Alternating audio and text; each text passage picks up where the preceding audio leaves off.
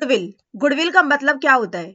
Goodwill means the good name और the reputation earned by a firm through the hard work and honesty of its owners. Goodwill का मतलब होता है good नाम, एक अच्छा नाम, या फिर रेपुटेशन जो कि फर्म्स अर्न करती है अपने हार्ड वर्क और अपनी ऑनेस्टी से। मतलब कि एक फर्म है, उस फर्म के जो ओनर्स है वो बहुत ही हार्ड वर्क कर रहे हैं, बहुत ही ज्यादा ऑनेस्ट है, अपने कस्टमर्स के साथ लॉयल है।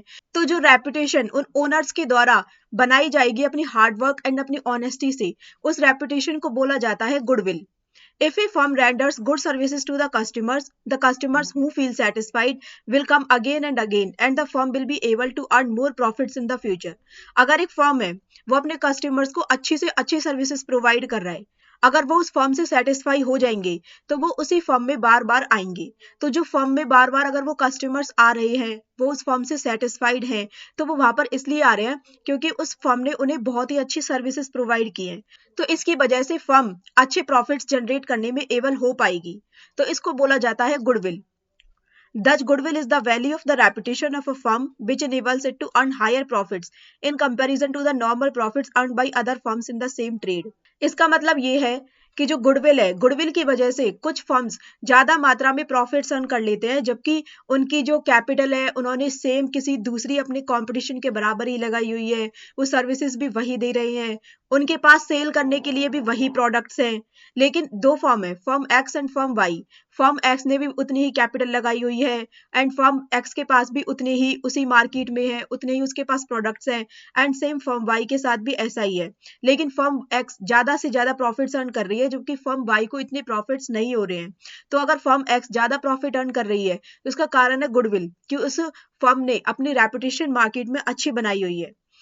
Definition: The term goodwill is generally used to denote the benefits arising from the connections and reputation. तो goodwill की definition दी हुई है कि जो goodwill है वो generate होती है, ज्यादा से ज्यादा benefits तभी arise करोगे जब आपके connections अच्छे होंगे और आपकी reputation अच्छी होगी। तो अब next बात करते हैं कि goodwill के features कौन कौन से हैं। सबसे पहले है it is an intangible asset। यह एक इंटेंजिबल एसेट है, मतलब यह एक फर्म की एक ऐसी संपत्ति होती है जिसको ना ही देखा जा सकता है, ना ही टच किया जा सकता है। Then goodwill belongs to the category of intangible asset such as patents, trademarks, copyrights, etc. It does not suffer wear and tear, and as such the question does not arise on it, as in the case of other assets. Like other assets होती है, like machinery, तो machinery पर depreciation भी लगता है, machinery की value over the time कम भी होती रहती है। लेकिन गुडविल के साथ ऐसा नहीं होता, because it is an intangible asset. Second है, it is a valuable asset. यह फर्म के लिए एक बहुत ही वैल्यूएबल एसेट है, क्योंकि एक फर्म की अगर गुडविल अच्छी है तो वो फर्म बहुत ही अच्छे प्रॉफिट्स अर्न करेगी। It is helpful in earning excess profits. Its value is liable to constant fluctuations. While goodwill does not depreciate, its value is liable to constant fluctuations. It is always present as a silent asset in a business. Goodwill की जो value होती है वो कभी भी fix नहीं होती कि इसकी वजह से आपको एक साल में इतने ही प्रॉफिट्स होंगे। इसकी कांस्टेंट फ्लक्चुएशंस चलती रहती है। हो सकता है गुडविल की वजह से एक फर्म को एक साल में 10,000 रुपए का एक्स्ट्रा प्रॉफिट हो, नेक्स्ट ईयर उसे ही 5,000 रुपए का प्रॉफिट हो। तो इसकी जो वैल्यू है वो कांस्टेंट फ्लक्चुएशंस होती है। It is valuable only when entire business is sold. इसकी जो वैल्यू है केवल उसी वक्त निकाली जाती है जब बिजनेस को बेचा जाता है। Goodwill can not be sold in part, it can be sold with the entire business only. The only exception is at the time of admission and retirement of A partner. या फिर business को cell नहीं किया जा रहा है, लेकिन अगर कोई पार्टनरशिप में पार्टनर का कोई एडमिशन हो रहा है या फिर कोई पार्टनर रिटायरमेंट ले रहा है, तो उस टाइम पर भी गुडविल की वैल्यू को निकाला जाता है। It is difficult to place an exact value on goodwill. This is because its value may fluctuate from time to time due to changing circumstances which are internal external to business. ये एक बहुत ज्यादा difficult है कि goodwill की हमें exact value पता चल जाए कि हमें गुडविल की वजह से कितना प्रॉफिट हुआ है और नॉर्मल प्रॉफिट हमें कितना हुआ है। अब बात करते हैं factors affecting the value of goodwill. सबसे पहले नेचर ऑफ बिजनेस। तो नेचर ऑफ बिजनेस गुडविल को किस प्रकार से अफेक्ट करता है। A business with a unique product और service enjoys higher goodwill due to less competition. एक बिजनेस है, अब वो बिजनेस यूनिक प्रोडक्ट से यूनिक सर्विसेज दे रहा है जो अदर फर्म्स उसको कंपटीशन नहीं दे पा रहे हैं, तो ऐसे में क्या होगा, उस फर्म को हायर गुडविल मिलेगी, क्योंकि उस फर्म में कंपटीशन नहीं है, तो उसकी वजह से उस फर्म को ज्यादा से ज्यादा प्रॉफिट्स होंगे। सेकंड है location. Businesses in prime areas or convenient locations often attract more customers, enhancing goodwill. अगर कोई बिजनेस है वो प्राइम एरियाज या फिर कन्वीनियंट लोकेशंस पर लोकेटेड है तो ऐसे में वो ज्यादा से ज्यादा कस्टमर्स को अट्रैक्ट करेगा जिससे कि फर्म की गुडविल इन्हांस होगी. Third, reputation. A positive reputation built over time increase trust, directly boosting goodwill value. एक जो पॉजिटिव रेपुटेशन है वो टाइम के साथ बनती है. टाइम के साथ ही कस्टमर्स के साथ उनका लॉयल्टी बनती है, ट्रस्ट बढ़ता है, जिससे कि जो गुडविल की वैल्यू है वो बूस्ट होती है. फोर्थ है profitability. Consistent and high profits indicate a strong customer base raising goodwill. अगर किसी फर्म का कस्टमर बेस कंसिस्टेंट है और उसकी वजह से उसको हाई प्रॉफिट्स मिल रहे हैं तो ये गुडविल को बहुत ज्यादा रेज कर देता है. फिर है brand loyalty. Loyal customers ensure repeat business, making goodwill more valuable. जो लॉयल कस्टमर्स होते हैं वो रिपीटेड बिजनेस में ही जाते हैं, जिससे कि जो गुडविल की वैल्यू है वो और भी ज्यादा वैल्यूएबल हो जाती है.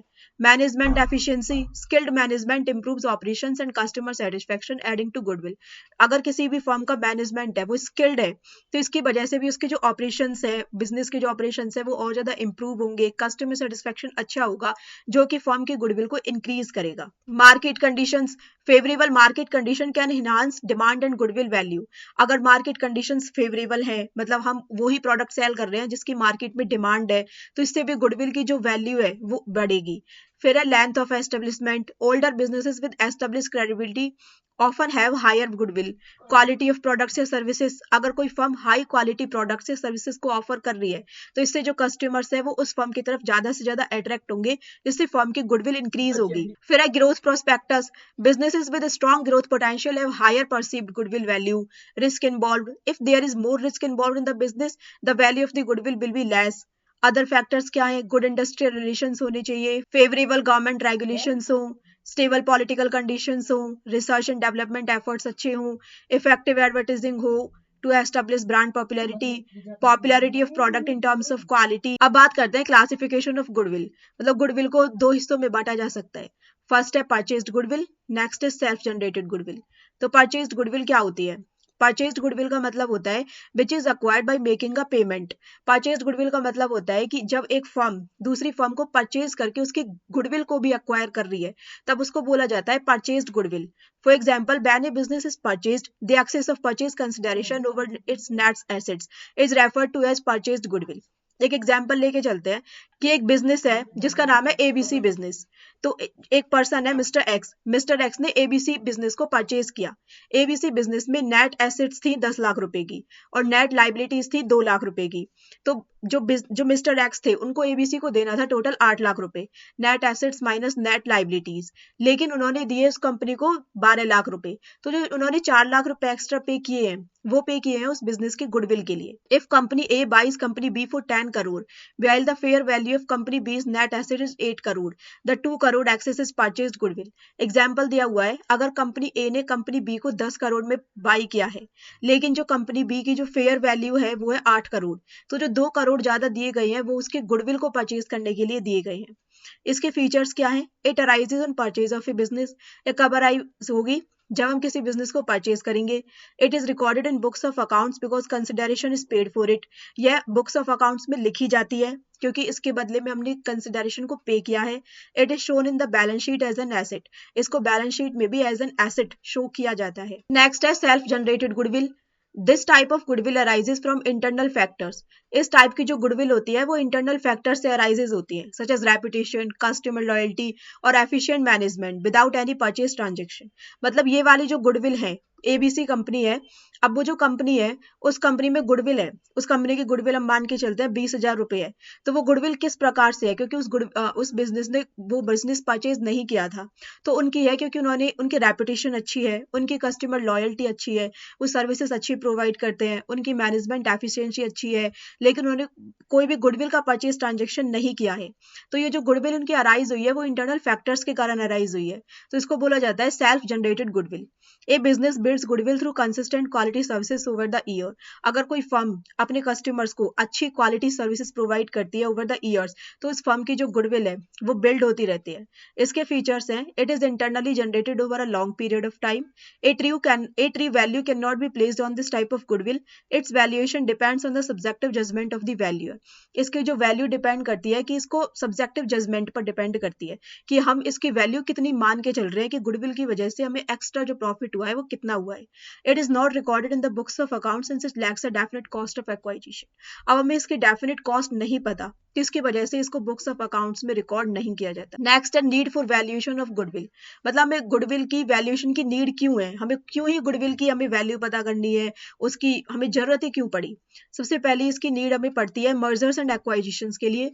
व्हेन बिजनेसेस मर्ज और वन एक्वायर्स अनदर। मर्ज का मतलब होता है दो कंपनीज हैं, एक कंपनी है एबीसी कंपनी, एक कंपनी है एक्सवाईजी कंपनी। तो ये दोनों कंपनीज पहले सेपरेट वर्क कर रही थी, लेकिन अब इन दोनों कंपनीज ने एक दूसरे में मर्ज हो चुकी है, मतलब अब ये दोनों मिलकर एक कंपनीज बन चुकी है। For example Vodafone and Airtel. Determining the value of goodwill helps establish a fair price for the transaction. अब जब ये दोनों जो कंपनीज है ये आपस में मर्ज होंगी, तो इन्हें एक दूसरे की असली वैल्यू पता होनी चाहिए कि इस कंपनी की गुडविल की वैल्यू क्या है। Accounting for intangible asset like reputation and customer loyalty. Next है partnership changes. In cases of partnership dissolution or when a new partner is admitted. अगर पार्टनरशिप का डिसोल्यूशन हो रहा है, मतलब पार्टनरशिप है वो खत्म हो रही है, या फिर कोई न्यू पार्टनर हमारी बिजनेस पे एडमिट हो रहा है, when a partner retires or dies, या फिर पार्टनरशिप में कोई पार्टनर रिटायर हो रहा है या किसी पार्टनर की डेथ हो जाती है, या फिर when the firm is sold, goodwill valuation ensure fair compensation for the value of the business's intangible asset। तो इस टाइम पर ये रिकॉर्ड किया जाता है कि बिजनेस की जो इंटेंजिबल एसेट्स हैं लाइक गुडविल, उसकी फेयर कंपनसेशन वैल्यू क्या है। लीगल एंड टैक्स पर्पसेस के लिए इसकी नीड होती है। Goodwill valuation is necessary for tax reporting, inheritance or legal disputes as it helps assess the overall value of business for settlement or taxation purposes। Financial reporting के लिए इसकी need होती है। फॉर एक्यूरेट बैलेंस शीट्स, अगर हमें balance sheets को accurate portray करना है कि हमारी जो बैलेंस शीट्स में हमारी बैलेंस शीट में एसेट इतनी है और लायबिलिटीज इतनी है, then businesses must report goodwill to reflect its current value which may impact investment decision, borrowing capacity और फाइनेंशियल अलाइक। तो जो गुडविल होती है हमारी बिजनेस की, हमने गुडविल एसेट साइड में अच्छी दिखा रखी है, तो उसका इम्पैक्ट इन्वेस्टमेंट डिसीजन पर पड़ता है, हमारी बोरोइंग कैपेसिटी पर पड़ता है कि हमारी फर्म की जो गुडविल है वो अच्छी है, तो इसकी वजह से जो बैंक्स होती हैं या फिर आराम से जो बोरोइंग कैपेसिटी है वो अच्छी हो जाती है, और फाइनेंशियल एनालिसिस के लिए भी